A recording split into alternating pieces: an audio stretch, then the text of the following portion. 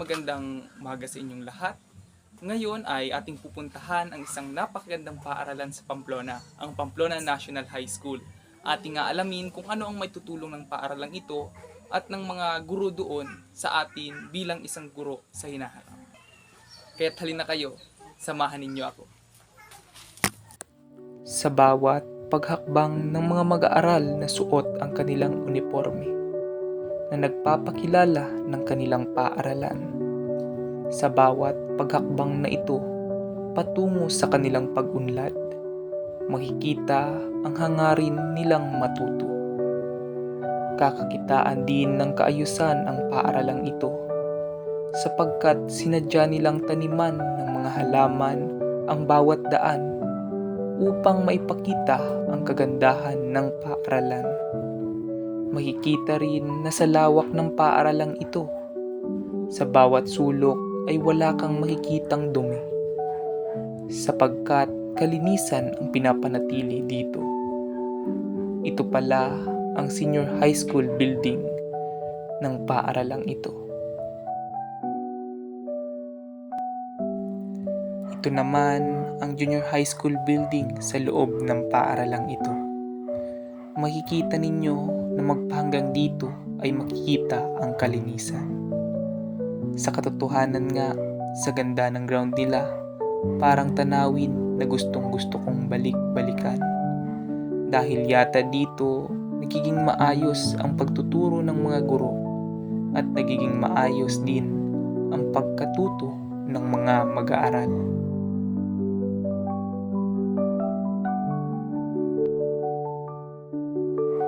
Nandito rin sa labas, makikita ang mission at vision ng DepEd na layuning abutin ng mga mag-aaral.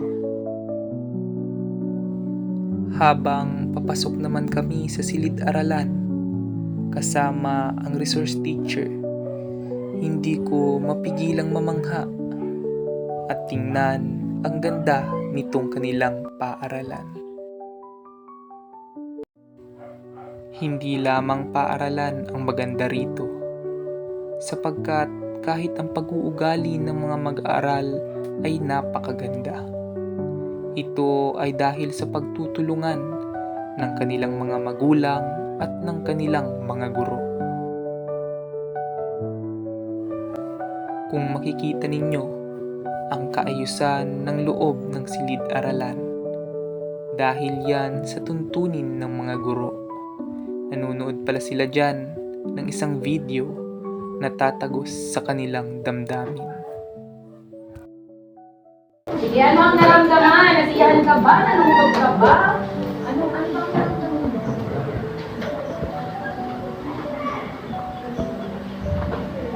Masaya. Bakit ka nasiyahan? Ayan, so na-relate niya ang kanyang sarili. Di ba nai-ignite niya ang kanyang sarili doon sa audition kasi magtatapos na siya. Sa bawat pagtatanong ng guro, agad namang sumasagot ang mga mag-aaral. Dahil dyan ay nagkakaroon ng interaksyon ang bawat isa. Ito ang nagsisilbing daluyan ng kanilang pagkatuto. Ito ay isang estratehiya ng isang guro sa pagtuturo. At nakita ko na bilang isang guro, kailangan natin ang koneksyon sa mga mag-aaral. Hindi lamang iyan, sapagkat kailangan din nating malaman ang mga damdamin ng mga mag-aaral, maging ang kanilang pagkakaiba sa kung paano sila matututo. Dahil bawat isa ay may kanya-kanyang talino. Gamit din ang pagtatanong, mas napapataas natin ang kanilang isipan sa pagsagot sa mga kritikal na mga tanong.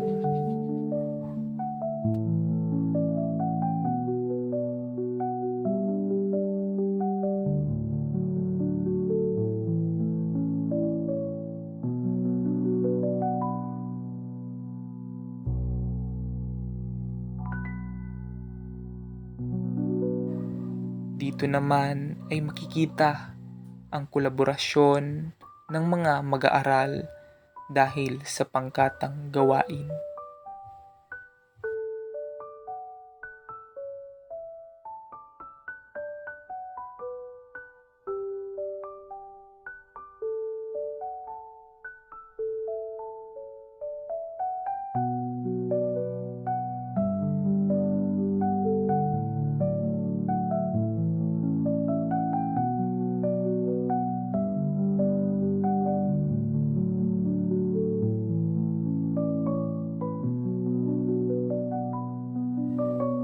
Makikita rin natin ang saya sa mga mukha ng mga mag-aaral na kahit na sa madaling oras lamang ang pagbuo ng kanilang gawain ay napagtagumpayan nila itong matapos.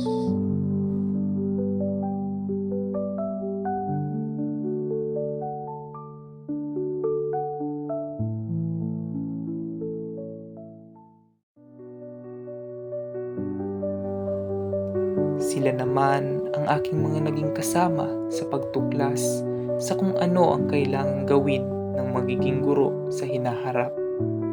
Sa bawat ngiti sa aming mga mukha, ito ay nagsisilbing patunay na marami kaming natutuhan sa pagpasok namin sa Pamplona National High School. Mula simula hanggang sa dulo, punong-puno ng kaalaman ang naitulong sa amin ng paaralang ito. Ito ang magsisilbing gabay namin upang mapaghusayan namin ang aming mga gagawin kung kami man ay magiging guro sa hinaharap. Maraming salamat sa inyo, Pamplona National High School.